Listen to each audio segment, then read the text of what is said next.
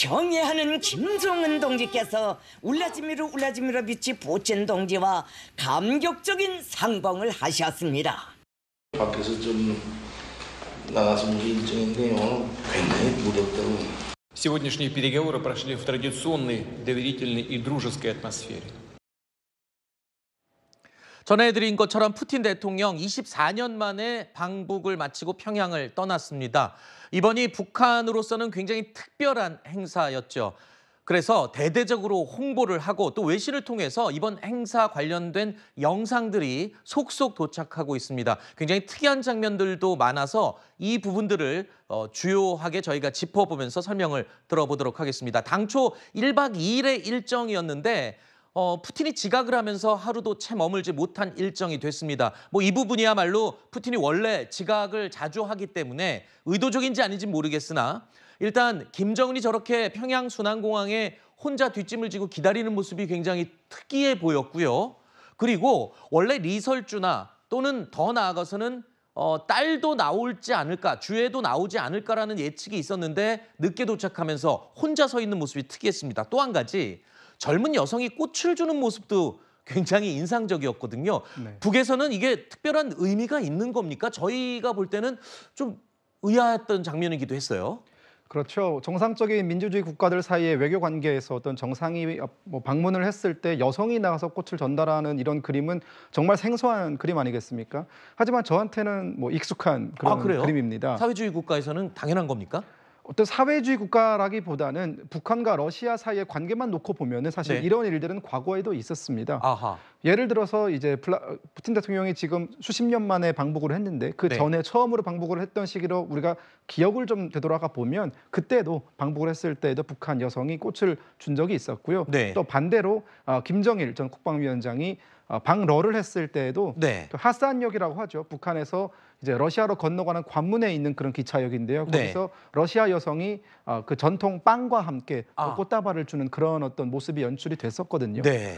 그렇기 때문에 어떻게 보면은 그것이 어떤 러시아와 북한 사이의 어떤 전통적인 관계다라고 볼 수는 있을 것 같습니다. 네. 하지만 이 사회주의 국가가 아닌 북한과 러시아가 아닌 다른 세계 국가에서 볼 때는 정상과 관계된 여성이 아닌데 꽃을 들고 주는 모습이 좀 생소해 보였기 때문에 제가 여쭤본 거고요. 예. 또 한 가지, 또 일각에서는 김정은이 뒷짐지고 혼자 기다린 모습을 굉장히 극찬받았다라고 하는데 그건 또 왜 그렇습니까?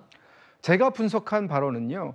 어쨌든 푸틴 대통령이 그 전날 10시에 도착하기로 되어 있었지만 그 하산 공화국 방문 일정이 좀 딜레이가 되면서 결국은 2시가 넘어서 도착을 한 것 아니겠습니까? 네. 그러면 김정은 위원장은 10시부터 공항에 나와 있었다라고 보도들이 나오고 있는데요. 아하. 그런 상황에서 그 전날 10시에 계획했던 행사는 결국은 하지 못하게 되니까 그렇다고 해서 푸틴 대통령이 왔는데 혼자 오게 둘 수는 없는 거지 않습니까?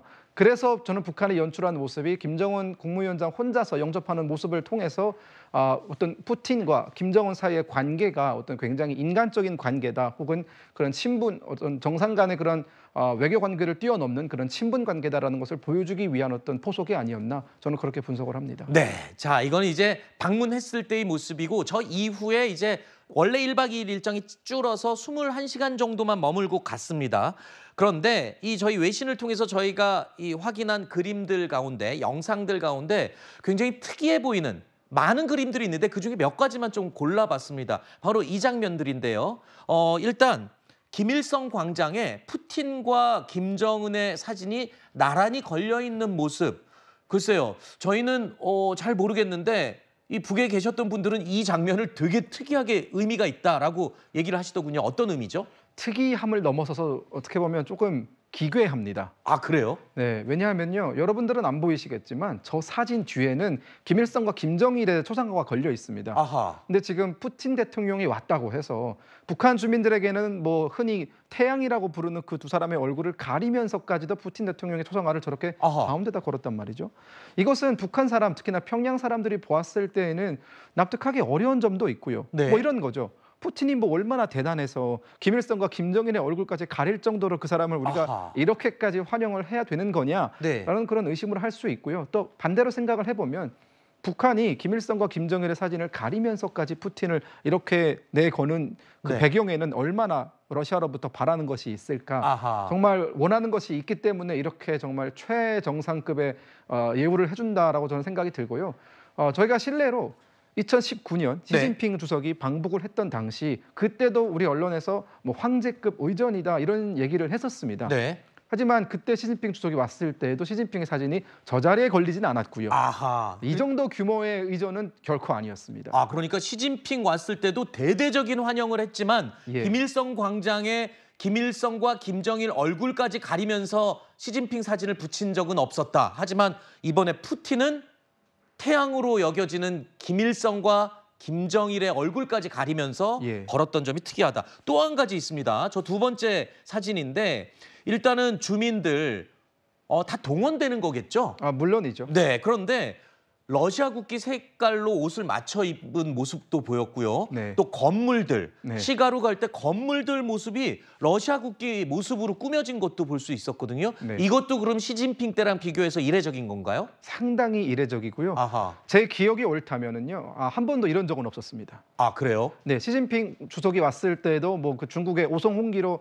뭐 북한 건물을 도배한다거나 이런 적은 결코 없었고요. 네. 그리고 이제 그 순안 공항에서 내려서 그 푸틴 대통령이 묵었던 숙소가 금수산 그 숙소 아닙니까? 네. 그 숙소로 가는 길에 있는 거리가 여명거리랑 그리고 화성지구가 있습니다. 네. 이 두 지구는 북한이 대대적으로 홍보하고 선전하는 그런 신도시죠. 그렇죠. 이 신도시에 이제 그 외벽을 다 이렇게 러시아 푸틴의 국기. 얼굴과 러시아 국기로 이렇게 만들었다라는 것은 그만큼 북한이 푸틴에게 보여주고 싶은 것이 우리가 당신을 시진핑 이상으로 예우하고 있다 이런 네. 점을 강조하기 위해서 그런 무리수를 든 거라고 생각이 들고요. 네. 이 부분에 대해서 상당히 많은 어떤 외교관들이나 네. 혹은 상당히 많은 어떤 북한 관련 전문가들이 이건 너무 이례적이다라고 아하. 한결같이 얘기를 하고 있습니다. 지금 말씀하실 때 북한이 정말 자랑하고 싶은 신도시가 바로 영상에 나오는 저 도시들인 것 같은데 불이 저렇게 밝혀져 있어요. 저게 제가 알기로도 요즘 전기 공급난으로 엄청 북한이 고생하는 걸로 아는데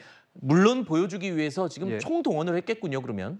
그렇죠. 저 지구의 모든 전기를 끌어다 쓰는 바람에 제가 아마 뭐 이것은 어디까지나 제 추측입니다만 네, 이 부분은. 네. 다른 평양 지구의 집들은 다 불이 꺼지지 않았을까 저는 아하. 그렇게 생각을 합니다. 네. 왜냐하면 저 지역에 지금 저렇게 모든 집에 전기를 다 이렇게 쓰고 또 외벽에 화려한 장식을 통해서 전기를 끌어다 쓴다라는 것은 전력 사정이 안 그래도 안 좋은 북한에게는 큰 부담일 수밖에 없고요. 네. 그런 부담은 주민들이 지어야 되는 부분이겠죠. 그렇군요. 그리고 또 이번에 푸틴 방문했을 때요. 푸틴이 김정은에게 선물한 네. 자동차가 또 관심을 끌고 있습니다. 그렇습니다. 먼저 첫 번째가요. 자동차 번호판인데 저 숫자가 굉장히 의미가 있는 숫자라면서요.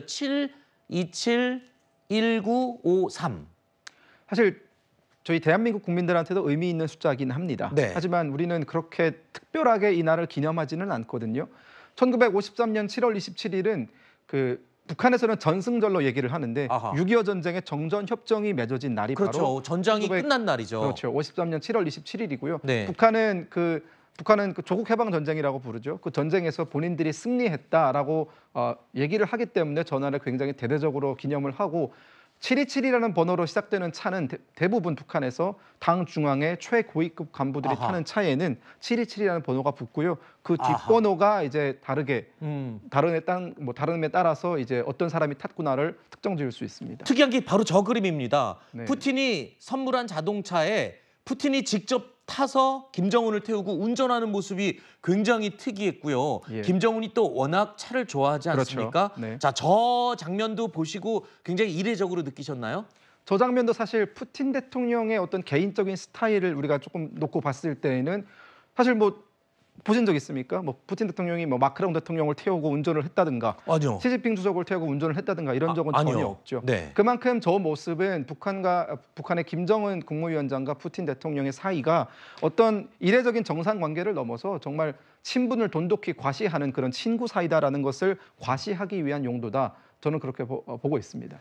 그리고 또 한 가지 최근에 김정은이 영상을 통해서 본인의 소유 자동차 고급 외제 승용차들을 막 공개하지 않았습니까? 네, 그렇습니다. 바로 저 장면도 혹시 유엔의 경제 제재나 네. 대북 제재를 좀 비웃기라도 하는 듯한 그런 의도가 없을까요? 저는 뭐 대놓고 의도를 했다라기보다는 어쨌든 저런 모습이 공개가 됨으로 인해서 대북 유엔 제재의 위반은 분명한 점이 되었고요.